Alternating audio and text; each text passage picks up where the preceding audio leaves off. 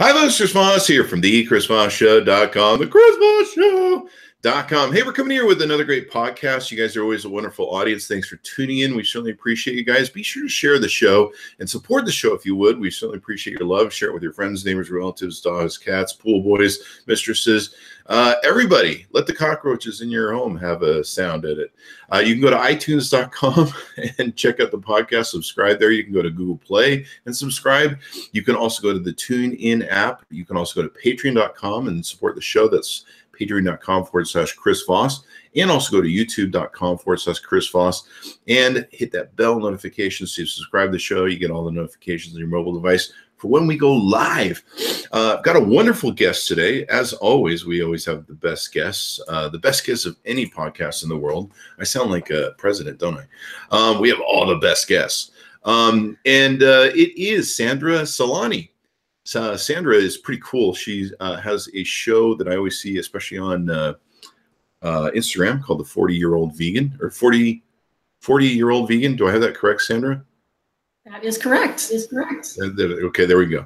Let's see. She is a marketing consultant and author of 2 books. I'm sure you can pick them up on Amazon. Her most recent book, co-authored with her twin sister, is called The 40-Year-Old Vegan.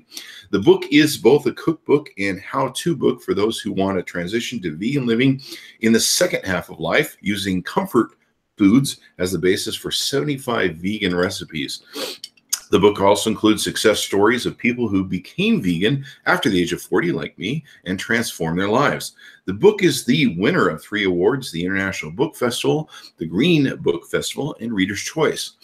Sandra is the guest host of a live vegan cooking show on Facebook called Lunch Break Live, produced by animal advocate and journalist Jane Velez Mitchell, where she shows people how to make easy vegan cuisine. She's on every Sunday on Facebook, and Sandra received an executive MBA from Pepperdine University in Malibu, California. Ooh, beautiful place. And her culinary training from Matthew Kenny Culinary Academy in Los Angeles, and she resides in Newport Beach, California. Welcome to the show, Sandra. How are you doing? Chris, thank you so much for having me on the show. I'm thrilled to be here.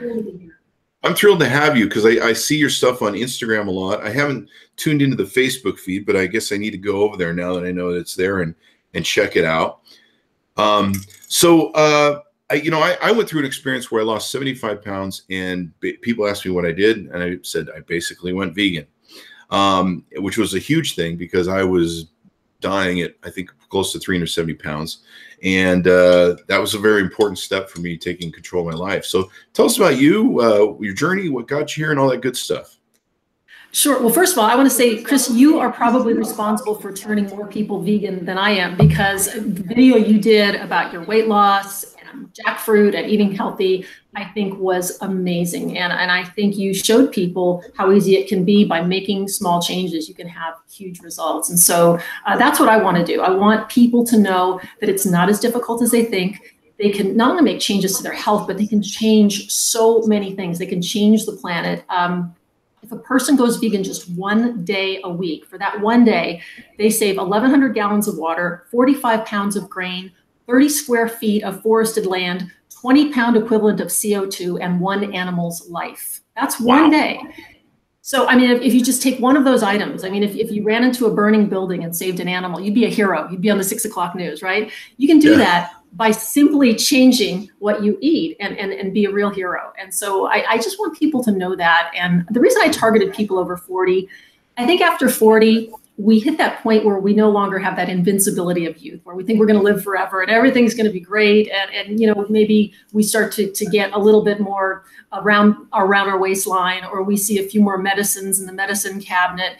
And I felt I'd have a receptive audience. And I think people think, well, maybe I can be doing something a little bit different. Mm-hmm. But I also wanted them to know it doesn't have to be a drastic change. It can be so simple and so gradual. And so this book kind of helps people, and this is what the book looks like. It helps people to make that change and to do it in a way that doesn't feel like a shock to their system. So, and where's some plugs where they can take and check out your book and your websites and stuff?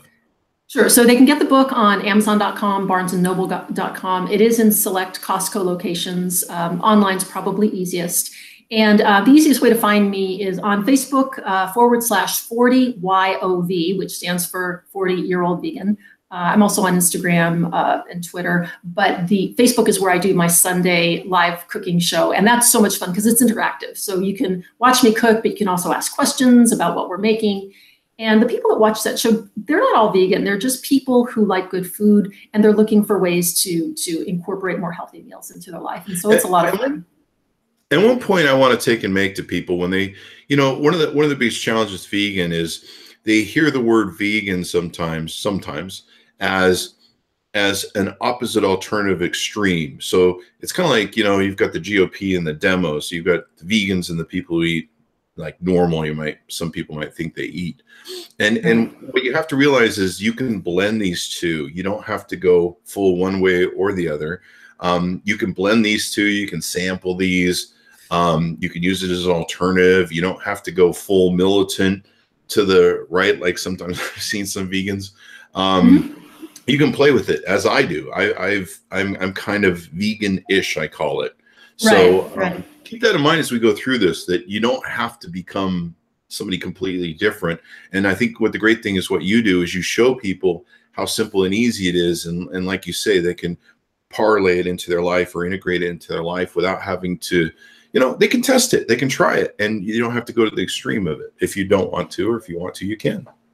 Exactly. And I think a lot of people should realize that whether they realize it or not, they're already eating vegan a lot of times. If you've ever had pasta with marinara sauce, or if you've ever had, chips and salsa, you're already eating vegan. And those foods are perfect just as they are, I was a vegan for years. Yeah, you didn't know, right?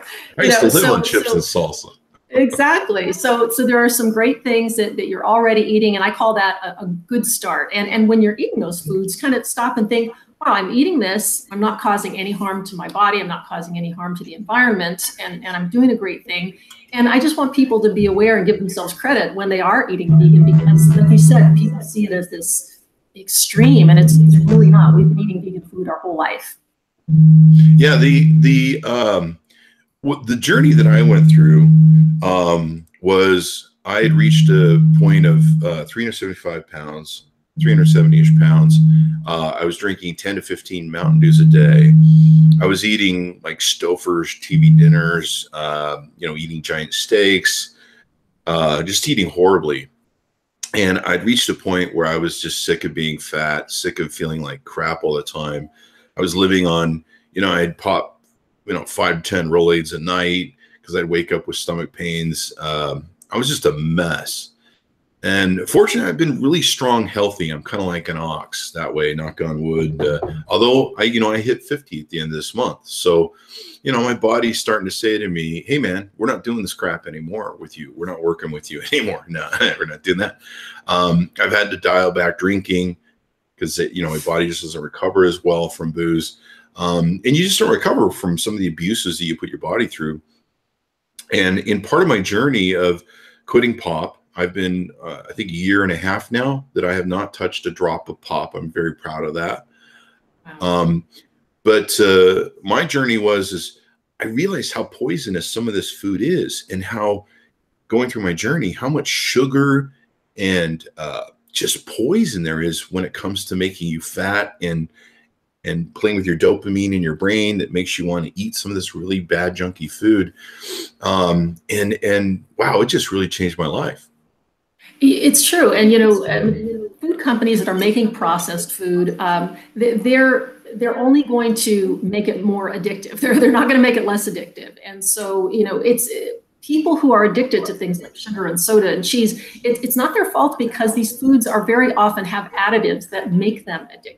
And we get into this cycle. And I have a similar story, although mine happened at age 22. I mean, I was drinking about 2 liters of soda a day. I was living on Big Macs. I was in college, but I was 5'10", 125 pounds. So nothing about me looked like I was unhealthy until one day I went to the doctor, and at age 22 was diagnosed with ulcerative colitis, which is considered an old man's disease. 22. Oh, wow. And so the doctor told me, and this was amazing. He told me, number one, you're at 3 times higher risk for cancer. And number 2, he said, let's talk about your diet. And so I thought, I'm going to get the riot act, drinking the soda and living on Big Macs. He said, whatever you do, don't eat any fruits or vegetables. This was the advice he gave me, because the medical community says, oh, get rid of fiber. That's terrible. That's bad. So he said, don't eat any fresh fruits or vegetable. And even in my, my sugar-coated junk food induced state, that sounded wrong to me. Was this one of those doctors who smokes too? Like 70s? Right, exactly. Cigarettes, Camels are good for you too. And a lot of doctors aren't eating healthy diets either. So they're not necessarily the best people to go to for nutritional advice. And so, of course, I didn't listen to him. I continued to eat the way I did. And it wasn't until a couple of years later, I became a vegetarian for animal rights reasons. I didn't want to hurt animals. And so I went into a vegetarian diet, and all of a sudden the symptoms started going away of colitis. And they go away for, a month at a time, and then a year at a time, and then a couple of years at a time. I didn't become vegan until the age of 50, and then they went away completely. And so today at 57, I'm healthier than I was at 22. I probably am too. I still need to lose a lot more weight. We kind of went through a period of having a dog in hospice care with cancer. And after she passed, I kind of fell off the wagon of veganism and did some grief eating, which we're kind of almost through now with Christmas. Well, I kind of went through that period, and then there was Christmas. So right. It's hard. So Sure. So now we're back in January. It's time to reset the clock and eat healthy again. But one of the things that happened to me is when I started eating vegan, and I didn't have books like yours available to me, and I hadn't gone and done enough research, but someone had given me the app Yumly, and I started going on there and finding I could type, because I'm retarded, lazy, I'm a guy. I could put in vegan, easy, and then whatever ingredients I have, and it would give me like these quick, simple, easy things. And I just opened my mind. I just got so sick of myself, and I just felt like I was going to have a heart attack at any moment. I just felt so bloated, so ugly, so nasty. I just sit so when I went vegan, I started losing 1 pound to 3 pounds a day. Like I would wake up the next morning, get on my weighing scale, and 2 to 3 pounds would be gone. It was the most amazing thing. And it would happen like every single day. And so I went, screw it, I'm going to run with it. And I think that the thing that actually, the thing that affected me was Penn Jillette's books. I believe it's called Presto, or it's one of his books, but it's the one that he wrote about how he lost 100 pounds with Ray Cronise, who's a good friend of mine. And I think he's scheduled for the podcast coming up. But Cray Ray, as Penn calls him. But basically what he did was he kind of showed me how to reconfigure my brain. And so I did that. I was like, I reached that point of no return where I was like, screw it. I'm so sick of being me. And I lost all this weight. I got off the Rolaids. I got off the Tums. In fact, I think about a few months ago, I went into my medicine cabinet. I'm like, there's a bottle of Rolaids here that hasn't been used like forever. Like, I'm going to have to give this away. But I just had the weight rolling off me. It was wonderful. And then I started feeling better. And the other beautiful thing that people don't realize when you go vegan is you save a ton of money at the grocery store. Oh yeah. Yeah. I used to take pictures of my receipts, and then I'd take pictures of my cart and share it with my social media audience. And I'd be like, look at all this food I bought. This is like a week's worth of vegan food, and here's the price. And I was saving so much money. I was like, this is awesome. And everybody thinks it's expensive to be vegan. And I'm so glad you said that, because everybody's, oh, I can't go vegan. It's too expensive. It's like fruits and vegetables are plentiful, and they're cheap, and you can go to farmers markets, and it's incredible. And grains, beans, rice. I mean, those are staples that are so inexpensive. And I don't know if it works for other people, but one of the little munchies trick that I had for, when you get the munchies when you're trying to lose weight and, you're between meals and stuff like that. And I just found keeping a bunch of those little grape tomatoes. I don't know if they work for other people, but for me, those would be great appetite suppressors. And sometimes if I had the munchies, I just grab a handful of those, pop them, and I'd be fine for a while. They're great. I do that with frozen blueberries. When I'm craving something sweet, they're cold and they're just really luscious, and you can eat, half a bag and you're fine. So they're really good for people who like to snack. And I think your body actually burns calories warming those up and getting those into your Yeah. system, I think, if I recall rightly. Yeah, absolutely. Absolutely. So I see your show or advertisements, I think, for your show on Instagram all the time, so people can follow you on Instagram. Tell us more about your book and some of the different stories or things that you have in it, or different lessons that you've helped people learn. Sure. So one of the first things I have in the book is a 52-week plan for people. Most diet books are like, lose weight, lose 20 pounds the first month, that sort of thing. But when you go on those crash diets, as you probably know, you can lose the weight and gain it back.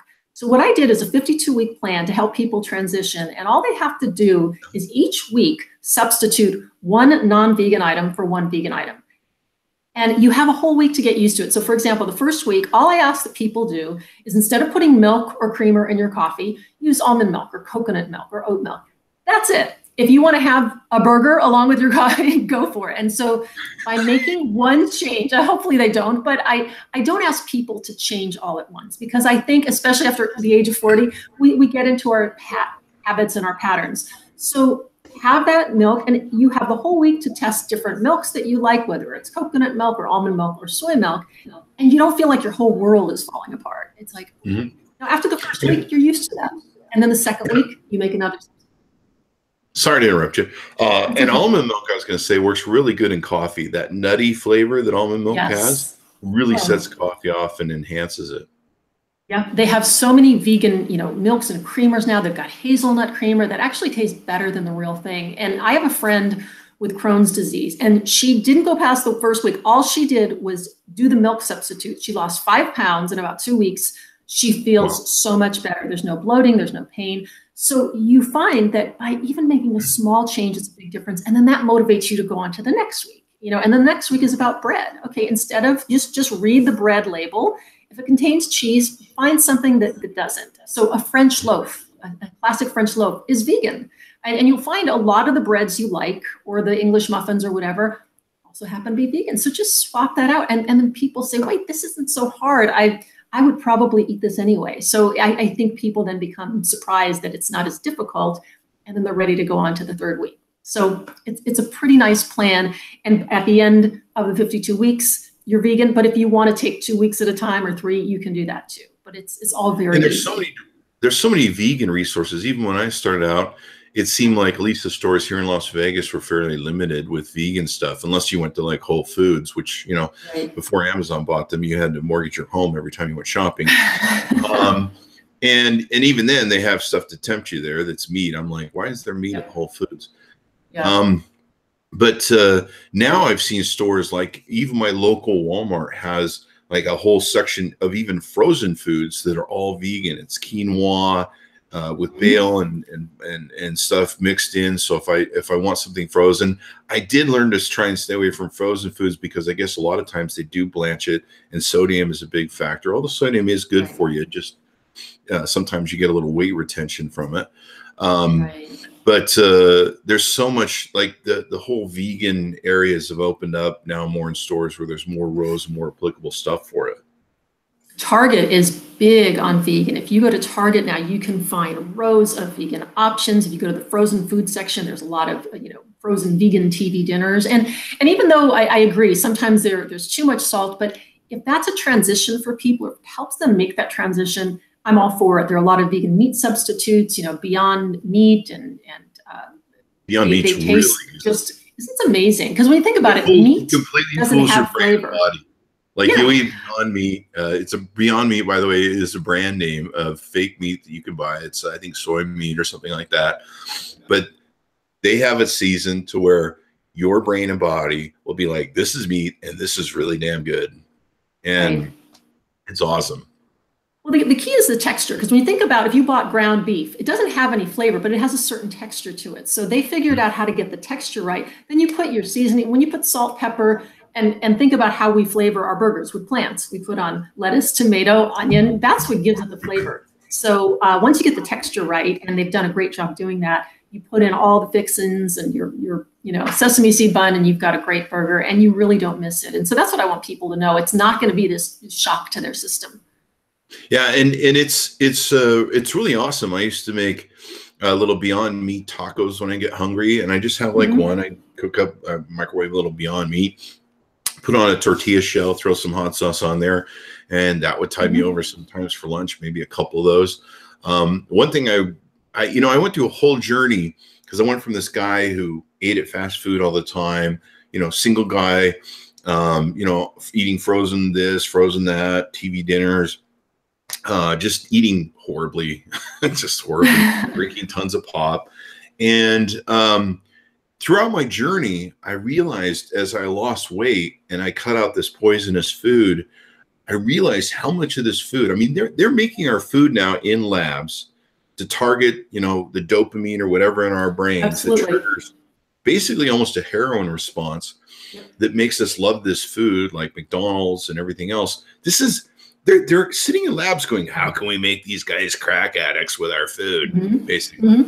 It's absolutely true. It's just so poisonous from a fat thing. And when I started having this weight just flow off me by cutting out this crap, I was like, holy crap, how poisonous is our food? Yeah. And it kind of makes you angry. It's like, we trust these people who make our food. We think, of course, they have the best intentions, and yet their intention is to make profits. And, the more profits you can make, the more food you can sell, the more addictive you can make it. That makes sense in terms of dollars and cents. But you have to wonder, where is the sense of corporate responsibility when they're putting things in our food that addict us? So I think people are waking up to that now and looking more towards whole plant-based foods for the solution. And this is a thing where you've got to take responsibility for yourself. And all those guys are concerned about is profits. I mean, there's corporate responsibility. Absolutely. I think that went out the window.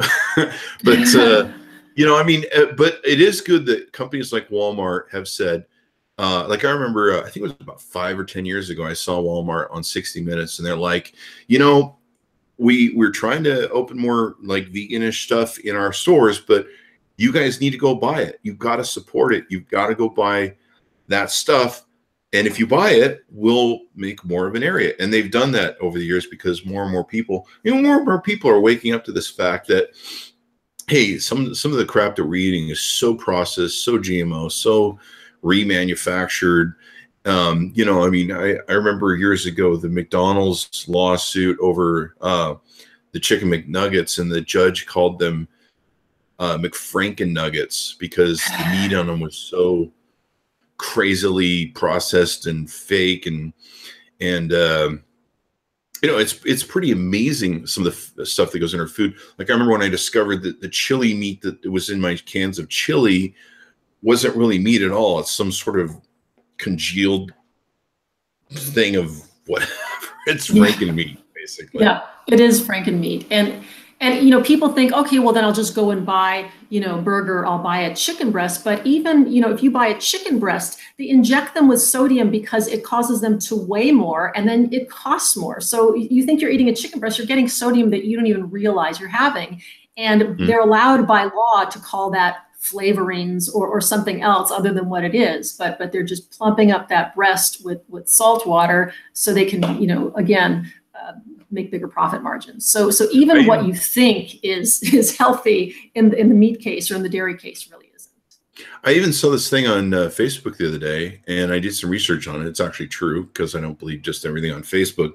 But in China, they have this chemical that they make that looks like a saline solution, that they put in breast things. And it's just this gross looking saline injection that they have. And they have these giant tubes and buckets in these third world countries.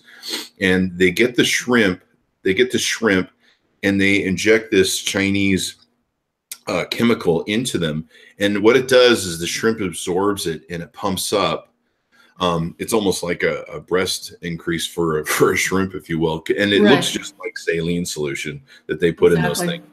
It's really gross. It just looks like a syrup sort of thing, like a light syrup. And they have buckets of it and these injection things, and they squirt them into each shrimp.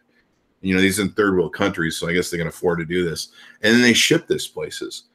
And you're just like, oh my God, that's what I'm eating. Holy crap. And now we live in a world where you can't even eat a lot of fish anymore because of the mercury content and the toxicity levels of some of this stuff. there's been people that I've known that have gotten poisoning. I don't know if it's is it mercury poisoning, lead poisoning. They've gotten some sort of poisoning because they just went on a binge and ate too much sushi. Right. Well, that's why they tell pregnant women not to eat, sushi and seafood because of the mercury. So it's just scary. It's scary. We can't even eat food that we once thought was healthy. I never eat anything that's bad for pregnant women. Like I always see those medical commercials on TV, and like, here's this great medicine, you should check it out, but don't eat it if you're pregnant. And I'm like, if pregnant women aren't going to eat it, maybe I shouldn't be eating it either. Exactly. So it's pretty scary. And even, when you think of, people think, okay, well, I'll eat, dairy products or milk or skim milk, but think about it. Everything, you go back to the money trail. In order to maximize the value of a cow, they need that cow lactating much earlier than normal. So they're going to give it growth hormones so they can get it pregnant, because a cow can't lactate unless it's pregnant. So they have to get it pregnant far earlier than they normally would using growth hormones so that they can make that a pregnancy machine, a lactating machine to create milk. Well, that's what you're ingesting in milk. And on top of it, the dairy industry has convinced us that we need milk for calcium, where the calcium in the milk is coming from the grass that the cow eats. Calcium comes from dark green leafy vegetables. It doesn't come inherently from milk from a cow. So we've been just sold a bill of goods that we need calcium. And the top 5 countries that consume the most dairy products are also the top 5 countries with the highest rates of osteoporosis. So it just ain't true, But again, we've been sold that bill of goods. So if people want their calcium, eat spinach, eat kale, eat the dark green leafy vegetables, stay away from milk. And that's the important thing we got to realize too, that most of this, what is now the food industrial complex. I think I watched a movie called, I think it was Food Incorporated. Mm-hmm. And there might have been a few other videos that I watched about how there is a mass industrial complex with our food. And we're such a huge number of society that, this is what they have to do to get us our food. But even then, you still have to make smart choices and take control of your life. One of the big misnomers that I learned as I was going through my Penn Jillette journey and Ray Croni's journey and vegan journey was that this stuff like milk is a marketing concept. It's not really that great for us. It's just marketing, and then they put it into our food pyramids and all that BS they sold us in the thing. Mm-hmm. Corn syrup, of course, you'll learn about corn syrup and how poisonous this crap is. One of the things that misnomers people have is protein. They think that you have to eat meat to get protein. Like when you become vegan, everyone says that to you. They're like, where do you get your protein? Exactly.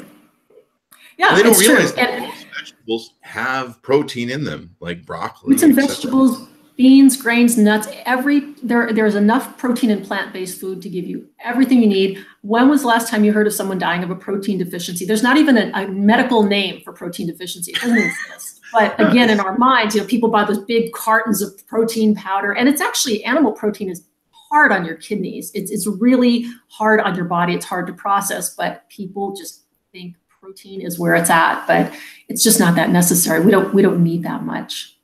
And I do believe that on our basis of our nature or DNA, we started out as plant eaters. We were not carnivores.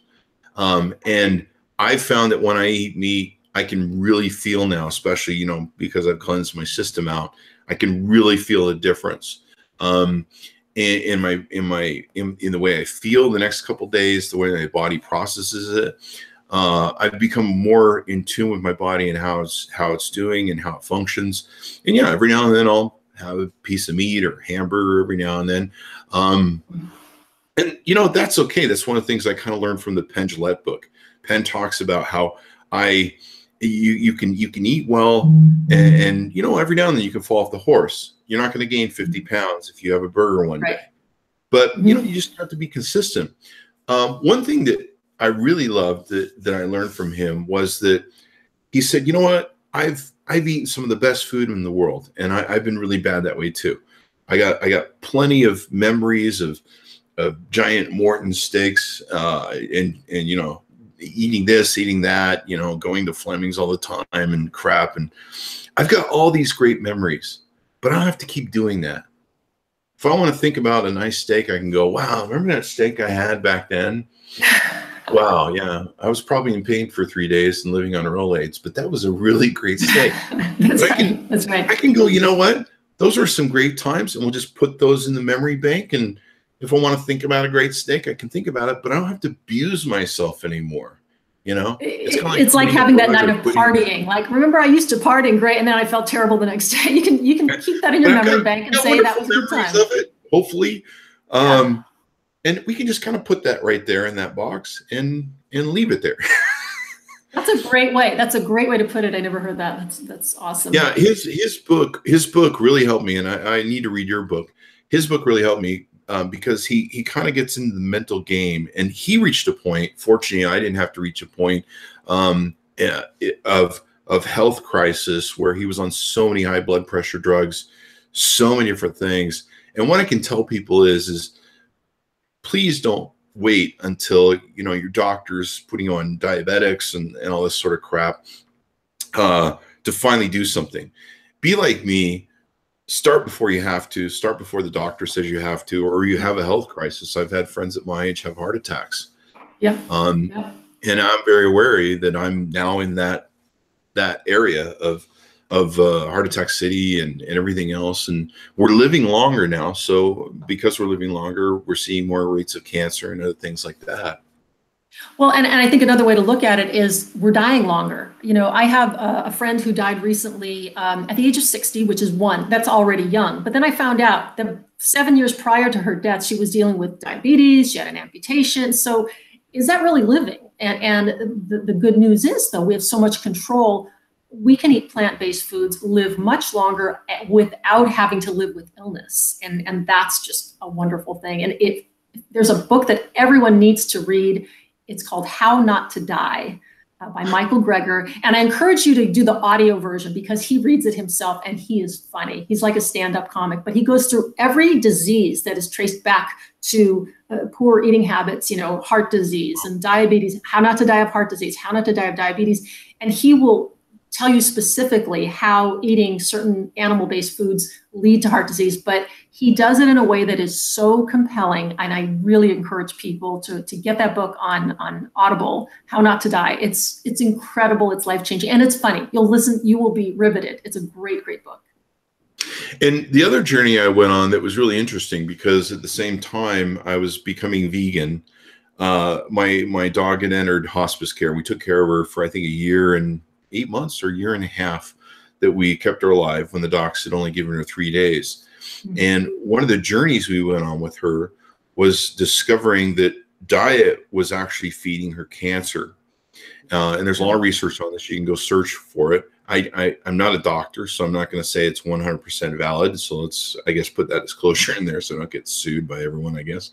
But one thing I found is there's an overwhelming amount of evidence that sugar and cancer love each other.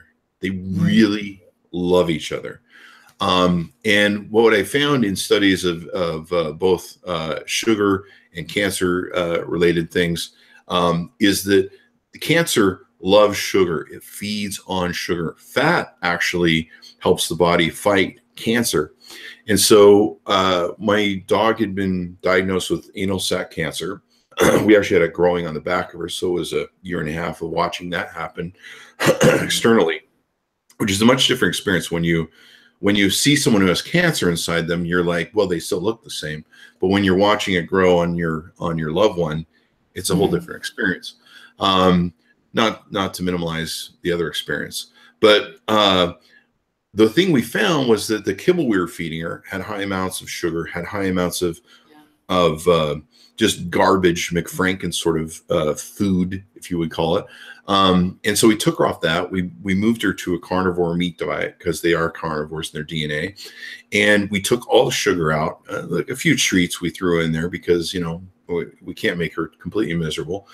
But then I also started baking and making my own vegan treats for them that, they'd enjoy, but I could ensure that they were, like we would make, I think it was beets. I would take and bake beets, not beets, yams. We'd take and bake yam treats. Oh, yeah. They loved the crap out of them. There was no sugar in them. They were awesome for her. We took her from a 3 days death sentence from the vet who said, we need to put her down in 3 days. And we kept her alive for 1 year and 8 months. And at the end, it was almost more her arthritis and her being able to get up was killing her faster than the cancer, because we stopped feeding her body the cancer. And her body had known it. Her body had actually stopped eating the kibble. And that's when we first went in the doctor. She stopped eating, and the doctor's like, she's stopped eating, she's done. Turns out she had stopped eating because we were feeding her this poisonous, sugar-filled food that was feeding the cancer. And once we changed that dynamic and took the sugar out of her system, her body was able to fight the cancer and buy more time. Amazing. That's amazing. And cancer also feeds on cholesterol. So it's another reason to eat plant-based, keep the cholesterol down. But yeah, it's amazing how diet can help. And like you said, but why wait? You know, so many of us wait until it's too late before we make those dietary changes. And if we make them proactively, you have the crisis till you're sitting in the doctor's ER office and you've had a heart attack, which can do irreparable damage to your heart. Oh yeah. And after that, you're on a serious decline. And like what you say, we die for a longer time because we're living longer now. And you have to really start focusing on quality of life. You know that maybe you might be as healthy. You might start getting little diseases here and there, complications. And so you've really got to say quality of life. You know, my mother is 75. She works out for an hour or two a morning.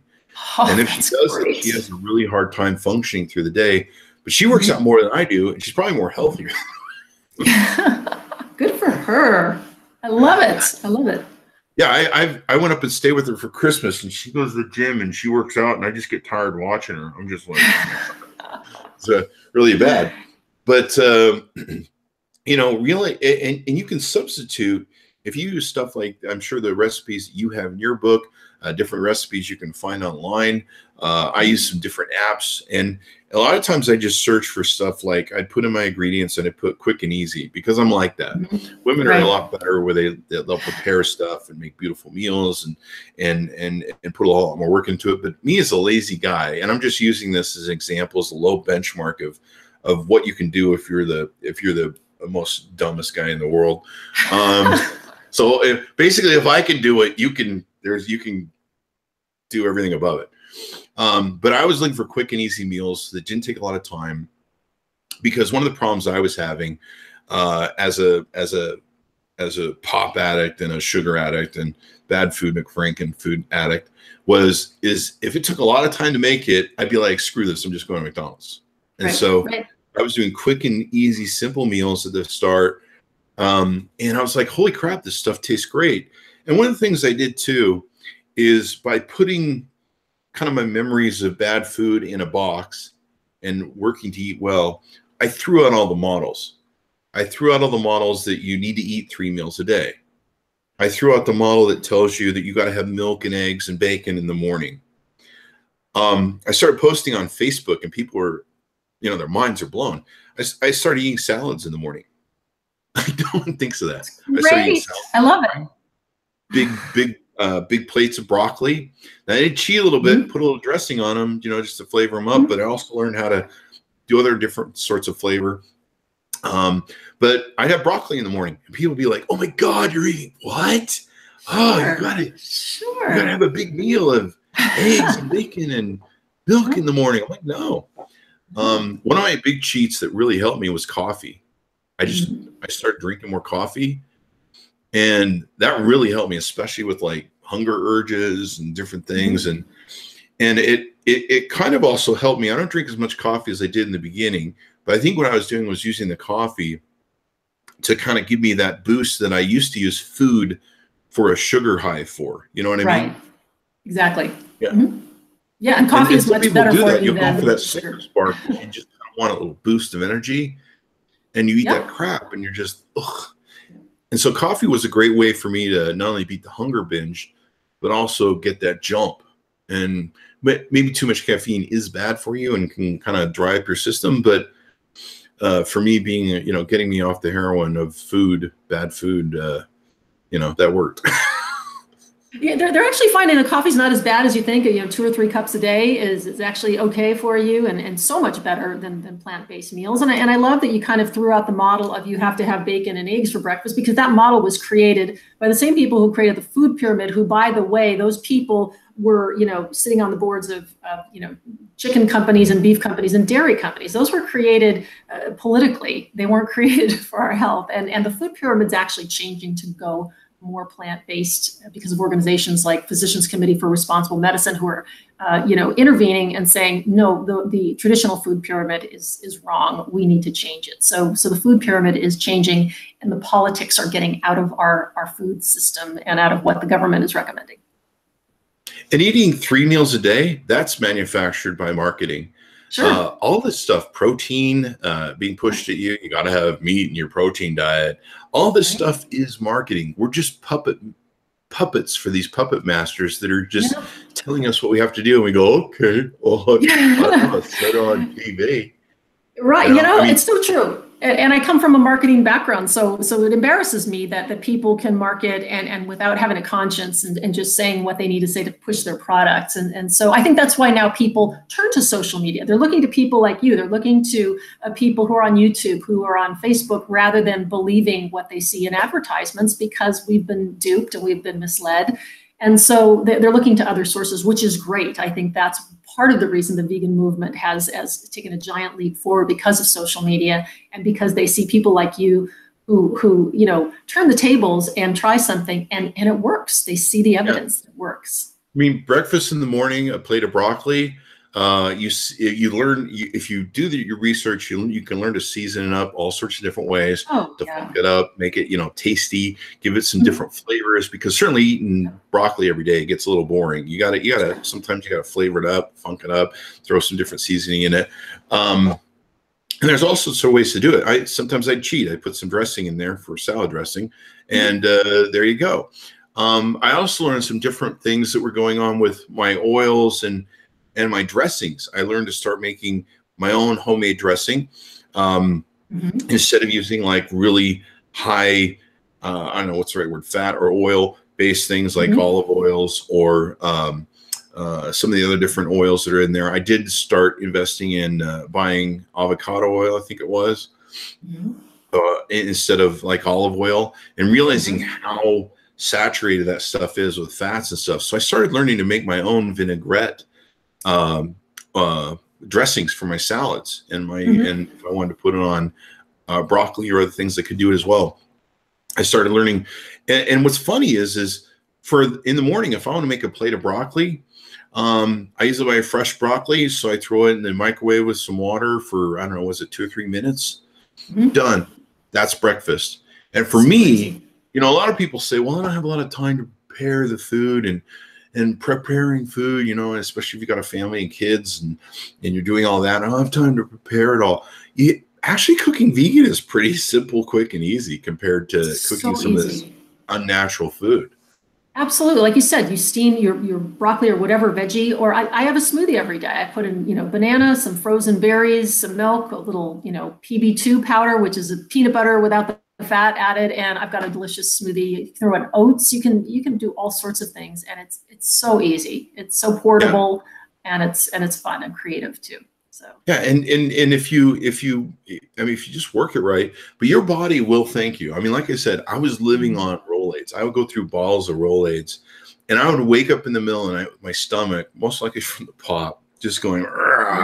Yeah. And that's not true. Sometimes there'd be like a Stouffer's dinner in there kicking. Right. It's alive. I'd have that. We're gonna have that alien movie experience where it's coming out.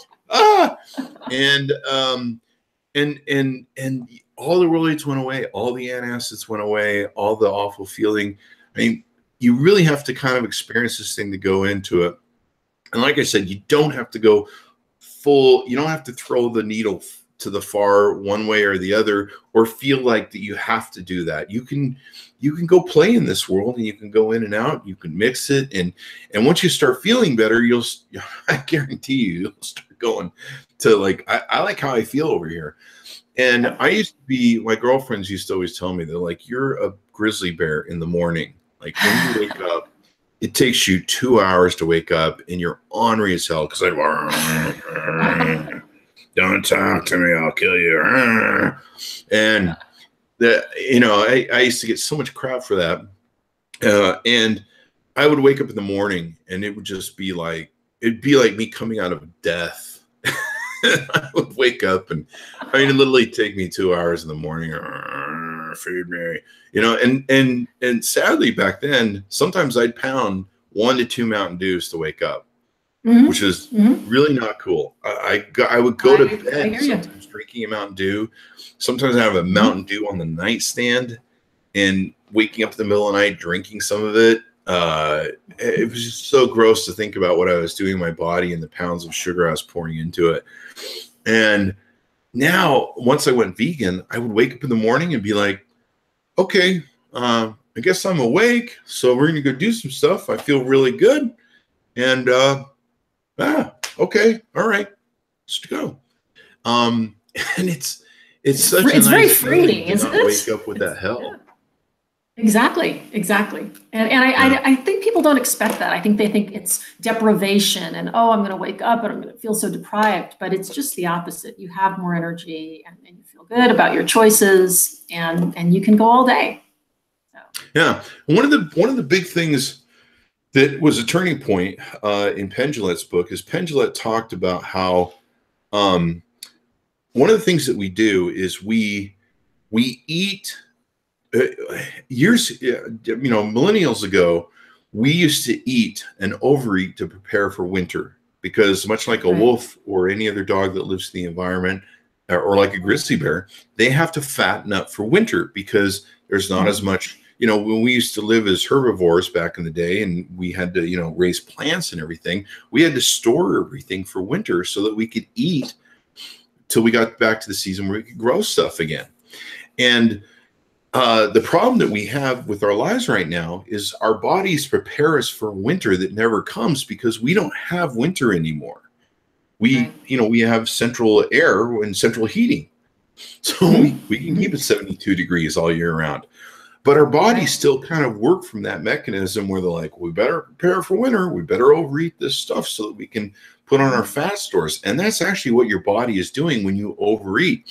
It's like, hey, we're storing this fat for the future when there maybe isn't as much food and we can make sure that you don't starve to death. That's actually a function of why you store fat. And there's almost the stuff other behind that, but that's basically what your body is doing DNA wise. It's saying, let's store fat up for a winter. But the problem is that winter never comes. We don't go through a period where we're living in a cave that has no central heating and we're, huddling around the fire going, I hope we survive this. Right. That's long gone. And so the analogy that really stuck in my brain was we're eating for a winter that never comes. There's no reason to store that food on our bodies. Absolutely right. And once we realize that your body's up to that little game, in its basic DNA, you can go, hey, we're not doing that. You're not doing it anymore. That's right. And sometimes those analogies are so helpful. I know a lot of people say, well, humans are carnivores naturally. And the anecdote that I heard that's so perfect for this is if you were truly a carnivore, if you were driving down the street and you saw roadkill, you would pull over and you'd start to salivate. You want to eat that dead, skunk on the side of the road. My dog would go for it. Would do. So we also don't have the long, incisors like the saber-toothed tiger, who truly is a carnivore. So, but I love those stories because they help remind us who we are. But we are truly herbivores. Yeah, I mean, once you realize that you're just a cog in the wheel of some of the food industrial complex and marketing. You start taking responsibility for your own thing. And I think you do have to be self-actualized. And you have to say, you know what? I'm taking responsible for what I do. I hear so many people that are like, well, the corporations are doing this and they should have, do this and that. And you know what? Sorry, this is life, man. No one's going to take responsibility for you but you. And you've got to say, I'm not doing certain things. So you've got to take and monitor what you're doing. One of the other great tricks that I learned, I think this was in one of my vegan groups. One of the things I did that I highly advise, not only following your Facebook and watching your videos and buying your book on Amazon, but I got into some Facebook groups for veganism, and they're really easy to find. You search them and join them. And I start asking questions and asking for support. And I did also as a support group because I'm a single guy. There's just me at home and my dogs. So there's no one watching me if I want to cheat. So I needed some support so I could go, hey, I'm really hungry right now. I'm thinking about doing bad, evil things with my body and my stomach. And anybody got me advice on help? It's like an AA sponsor, right? You know? They were like my AA sponsor. But one of them posted something that was really brilliant that I always keep in my head. One of the tricks to eating well, even if you're not a vegan, but one of the tricks to eating well is if it's in your house, it's in your mouth. If it's in your house, it's in your mouth. If you buy something from the store and you bring it home and you're like, I'm just going to put those cookies in the closet and I'm not going to think about them and I'm not going to eat them. Yep. You still know they're there. And if it's in your house, it's in your mouth. And you will eat it. Yep. Yeah. And you will eat them. And and I had this when I converted to veganism. I'm like, you know what? I'm going to keep a couple cans of Mountain Dew. You know, I'm going to put them away so I don't get to them, and I won't get in them. First thing you go for, man, because I had times when I switched to being a vegan, losing weight, that I'd just be like, give me the crack sugar. It's your default. And if it was in my house, that stuff was in my mouth. So what I learned is don't bring it home in the first place. Now, fortunately, I'm really lazy and I work from home. I do everything online. My whole consulting business is online. So I don't leave the house much. I don't have a wife and kids, so I don't have to go to the schools and all that sort of stuff people do.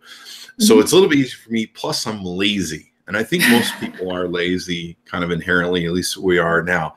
So if it's not my house and I really want some cookies, I'm kind of too lazy to go, I really don't want to go to the store and get cookies. So I'm just going to eat my broccoli. Yep, exactly. And that's why I don't bring Oreo double stuff in my house, because they're vegan, but they're not good for you. So they can. Last night at Walmart, I picked up the Oreo mint cookies, and normally I don't go down that aisle, but I was looking for some food, and I went down that aisle, and we'll talk about that in a second. But I picked up some mint Oreo cookies, and I got to the counter, and I went, no. We're not doing this. I put them on the shelf. But if I would have taken, that real important aspect that I share with a lot of my friends, if it's in your house, it's in your mouth. You will find it. Don't tempt yourself. And there you go. But one of the other things that I just mentioned earlier that I learned this a long time ago from my friend and really didn't apply it. But what he taught me was when you go to the grocery store, especially, normal stores, not vegan stores, the outside of the store is where they put the livest food. And you have to start recognizing that there's certain food that's alive. The enzymes in it are alive. The bodies of it are alive, which are usually your vegetables. And you certainly know if they're dead because they go bad. The food that's dead is that frozen food. It's been frozen, blanched. It's sat in a freezer for 50 million years. It certainly doesn't taste the same. And so you have live food and you have dead food. Eating live food obviously is much better for you. And what they do is in a store, they put the live food on the outside. It's because when the delivery trucks come in to deliver, it's easy and quick to pull off the shelves and put the new fresh food on. The closer you get to the inside of the store is the farther the food has to travel from the food trucks and the delivery to the thing. And so the closer you get to most stores, excuse me, the dead food, the frozen food, is in the center. And from there on out, the food becomes more alive as you go to the outsides.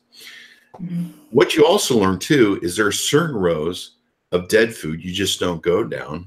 Don't go down the frozen aisle foods because it's got the frozen pizza and all that sort. But those are the dead foods, so you don't go down those aisles. I don't go down the cereal aisles because they've got all those sugar cereals, all that crap. I don't go down the pop aisles. I don't go down the sugar candy aisles, which usually are on the pop aisles as well, ironically. Right. And I just learned that when you go to the store, I go to the fresh live food section and I leave. That's it. I stay out of those. I don't go down the trail. It's best. Yeah. like I used to, like someone said to me once, well, you have to go down every aisle to make sure you got everything. No, you you don't. There's some aisles that are pure evil. And That's right. what you find is if you don't go down those aisles, you don't get any trouble. You don't bring any evil stuff home that if it's in your mouth or if it's in your house, it's in your mouth. That's right. And so that's a real important concept to use. And sometimes I'll accidentally look down the aisle and go like, nope, that's the aisle we don't go down.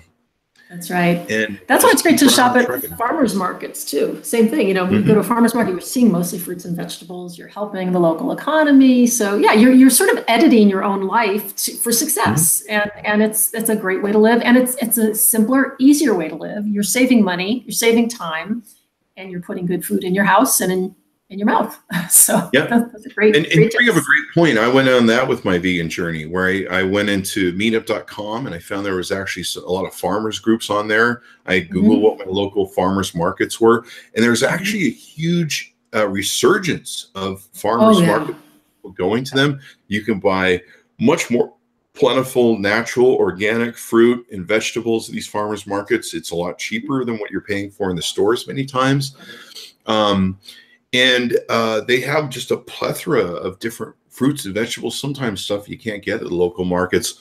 I remember going and, you know, I was buying these little teeny tomatoes at the big giant grocery stores. And then I was going to the farmer's market and I get these huge, beautiful, organic tomatoes and fruits. And I'm like, holy crap, I'm paying less and I'm getting so much more in the quantity of fruit. And that was just an amazing journey I went on. Farmers markets are great, and there is a resurgence. And you know, you're getting to talk to the farmers. They can tell you about the product. They can tell you how to cook it. It's just a wonderful experience altogether, and it brings you closer to your community. Super chemical, GMO manufacture, and then these companies now, these grocery stores, they make so much money on marking up the food as organic and then pricing it up. It's just insane. You know, they're like, you know, I've even heard of the problems that they've had where some farmers are just taking the same stuff that they're selling as non-organic and going, well, this part's organic, and selling it. Right. It's really not. And this is why people mistakenly think, oh, it's expensive to be vegan because I have to pay those high prices for food. And it's a bad idea all around. So, you know, I always tell people, get the best vegetables you get. If you can't buy the organic, just buy fruits and vegetables. You're still going to be better off than buying something that's processed in a can or with salt added, and do the best you can. So, yeah, I mean, when you look at, like, I started looking at the back of cans, and I remember when I was going through my vegan thing, I was like, you know what? I'm going to get some salsa. I love chips and salsa. So salsa is really good. And I kind of came up with this little trick thing that I would have for like lunch meals and stuff, where I take a tortilla and cook it, and then I put like the salsa in it. And I'm like, you know, and I've always loved salsa. So I ate like half a bottle of salsa one day. And my friend said, hey, Chris, you ever look at the sodium that's in salsa? Yeah. I looked at it and I figured out the per servings, and I'm like, holy crap, I think I just ate half a Morton's salt. It's so easy to do with processed food. It's so easy to do. But now you can take your cherry tomatoes, put them in a food processor with a little cilantro, onion, garlic, and lime, and you've got the best pico de gallo ever. Well, that's what I got into with my journey was people are like, Chris, switch to pico de gallo. And so I started buying at the store.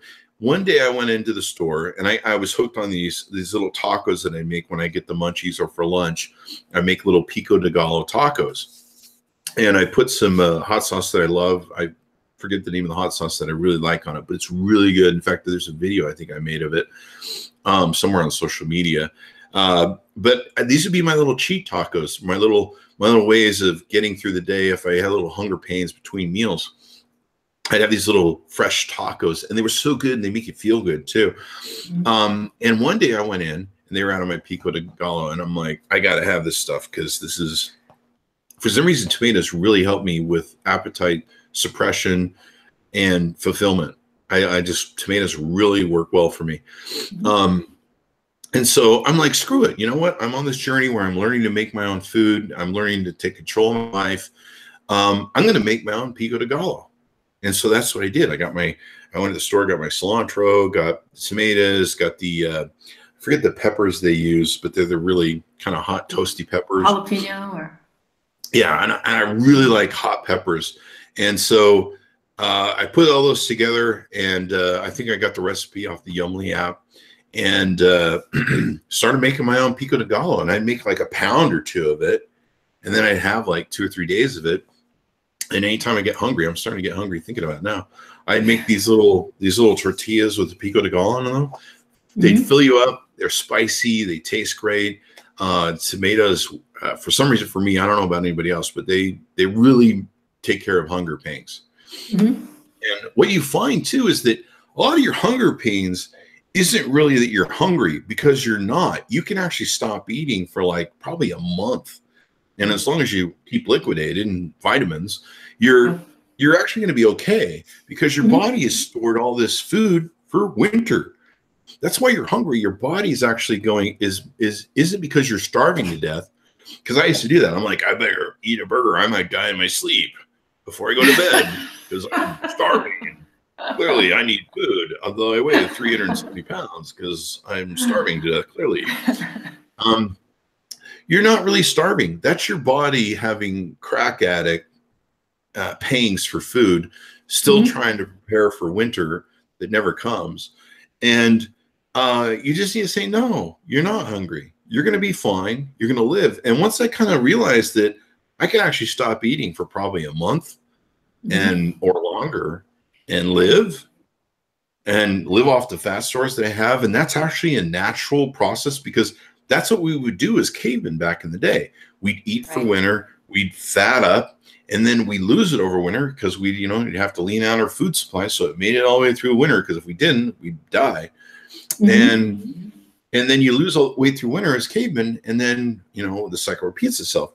But we live in a winter that never comes. We prepare for a winter that never comes. And all we're preparing for is diabetes, heart disease, and... Scary. Yes. It's also good to ask yourself, when you go to reach for food, what's my hunger level on a scale of 1 to 5, 5 being famished, 1 being not so much. And usually you'll say, you know what, it's a 1 or a 2. It's not a 5. And so you've got to remind yourself that sometimes you're just going out of habit. And it would help me understanding those paradigms that you're not starving to death. Right. You're not going to die if you don't eat a meal. You just need to teach your body is just, your subconscious brain is going, hey, we need to keep those fat stores going for winter that never comes. And once I realized that was the gameplay we were playing, I was like, we're not going to play. Homie, don't play that game no more. Right. And having some of those paradigms really helped me. I'm sure that there's a lot in your book when people read it and check it out. But having some of those mental adjustments really helped me master or try to master what was going on with my brain. It's absolutely true. And I think you've set such a good example for people, because you referenced yourself as the regular guy a lot. And I think it is a little harder for men if they're not in the role of cooking, because we're so accustomed to going for the fast food because it's convenient. And I totally get that. But you've proven you find something you like, and that's key. Find a food you like. For you, it's tomatoes, whether it's peppers, whether it's fruit or blueberries. And just keep a bunch of it around. So when you just have to have that sort of instant gratification, whatever you eat, even if you ate, the whole container of tomatoes, you're still going to be okay, so you can binge eat tomatoes and you're okay, and find what you love and put the healthy things in your fridge. So, I'm not sure anyone died of eating too many tomatoes. So I don't think so. No tomato ODs. I don't think you ever hear of anybody dying eating too many vegetables. He ate too much broccoli, killed over one day. It was awful. So he overdosed on broccoli and spinach.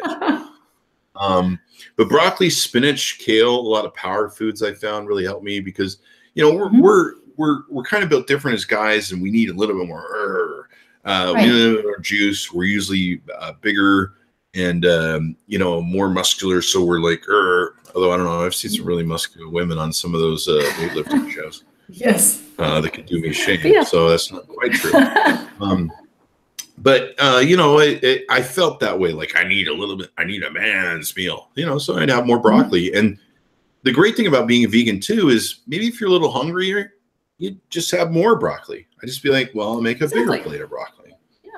And or have some brown rice, body, something that's a little bit weightier. Yeah, your body goes through a little bit of adjustment, but once you start teaching your brain that it does, all this BS that you've been fed all your life is BS, and you can throw that model out and go, let's just start doing something different.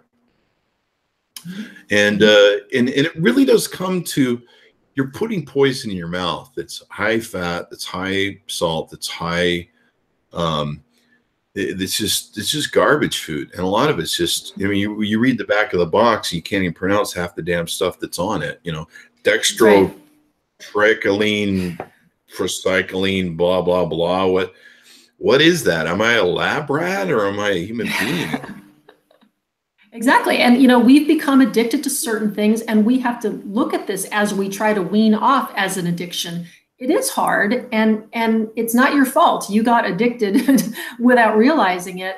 And so there is that desire to go back to it, and that's normal, but you can break it by, again, just making that substitute, making that healthy substitute. And then after a while, if you go back and you eat some of those foods, they taste too salty or they taste too sweet. They just taste foreign to you, but you have to get yourself through that period of time where you wean off. Yeah. Like even my Starbucks coffee, for a long time I went without having them take the sugar and cream out. Now in the mornings, sometimes maybe it's because it's winter, I'm still grief eating a little bit. I'll put, I'll tell them half as much cream and sugar. And I got to tell you, anytime I forget to ask for that and they serve me a whole Starbucks with all the cream and sugar in it, it's like a bloody sugar bomb. Like, I'm just like, oh my God, like this is a giant candy bar. What the hell is going on here with all this stuff? Exactly.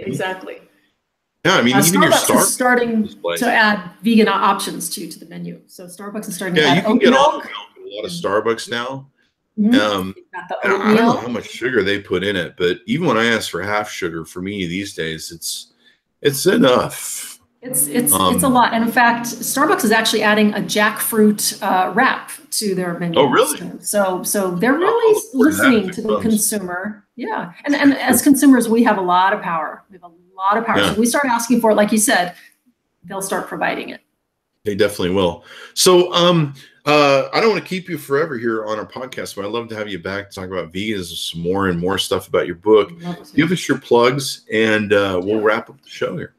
Sure. Well, thank you again, Chris. It was so much fun. The book's called The 40-Year-Old Vegan, 75 Recipes to Make You Leaner, Cleaner, and Greener in the Second Half of Life. It's on amzn.com, barnesandnoble.com. And I really welcome people to join me every Sunday at Facebook on Lunch Break Live. If you go to my site, you'll see how to get there. Facebook/40YOV.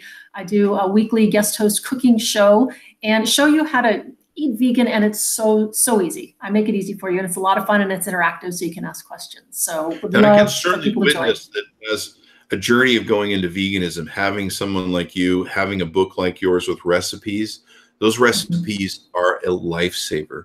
And being able to go through recipes and go, and like a lot of people, they have this hang up with vegetables. They're like, well, it's broccoli, it's spinach. No, there's a million ways with like recipe books like yours, where you can make this so flavorful and so wonderful. I mean, for years I used to make fun of people that ate tofu. And I'm like, that's the biggest stupid. Those people are fools. And so part of me throwing the model out, I went, all right, we're going to try this crap. I'm not really excited about it, but this is part of my new journey and rediscovering and reopening my mind to the world. So I'm going to try some tofu, and I'm not really sure how this is going to turn out. I'm not. I'm like, my first bite was like, oh, it's gonna. But man, you can learn to season that with the right recipes.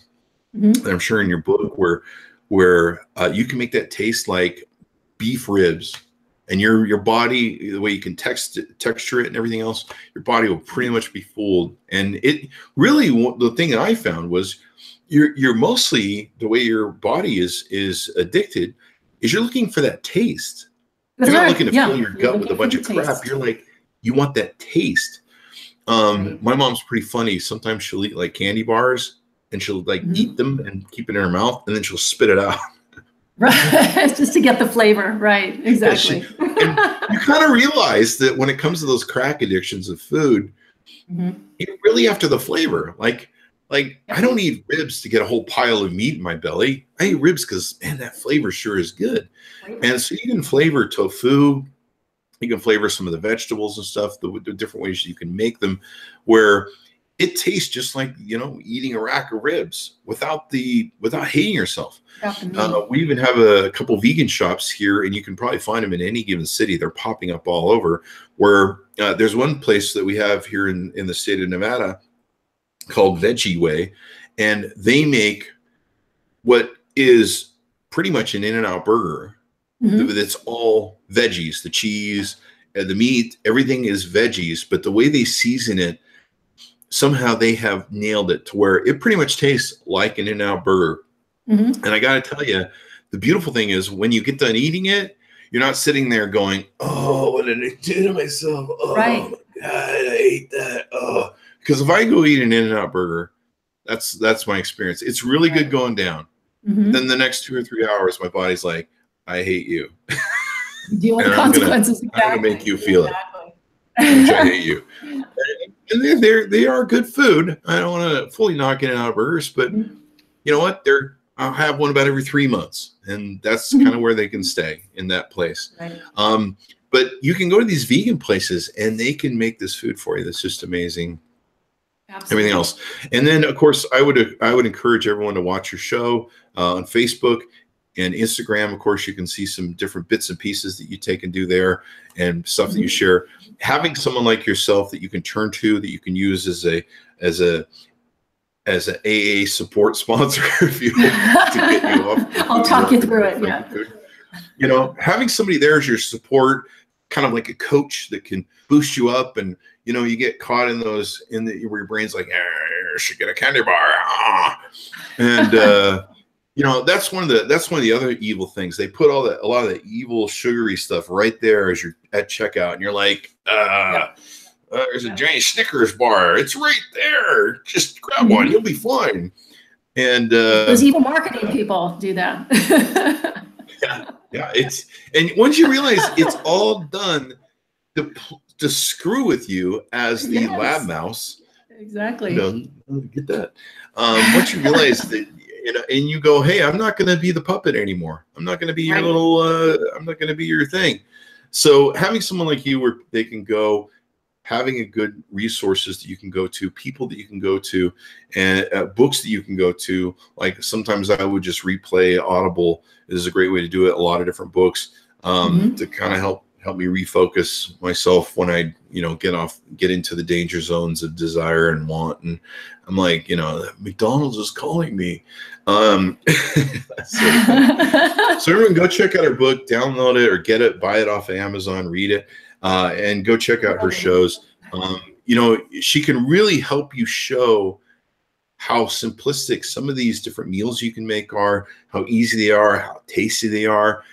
And you're really going to blow your mind, but also you're going to eat them and your body's going to thank you for it. And you're going to feel and notice a difference. That's my testimony to you, if you will, my religious vegan testimony. You will feel a difference, and it will make a difference in the quality of your life and your health. And you should do it for your loved ones if you don't do it for yourself, because they certainly want to be around. I had one of my friends say to me, I'm going vegan and I feel better. And the reason I'm doing it is because I'm in my 50s and my daughters are eventually going to have a wedding, and I want to be at their wedding for them. So if you can't do it for yourself, do it for someone else. Anyway, thanks for coming by, Sandra. We certainly appreciate you. We certainly appreciate you, my audience, for always tuning in, downloading the show, and being a part of it. Please share, if you will, to your friends, neighbors, relatives, dogs, pool boys, mistresses, you know, whatever. Tell everybody, if you can, about the show.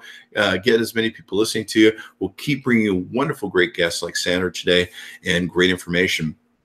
Be sure to go to iTunes, Google Play, the TuneIn app. We should be on Spotify soon, from what I understand. You can also go on to patreon.com/Chris Voss, get in some private Facebook groups, support the show. You can also go to youtube.com, hit that bell notification so you get notifications for all the new updates and episodes we do. Thanks for everyone for coming by. We'll see you guys next time.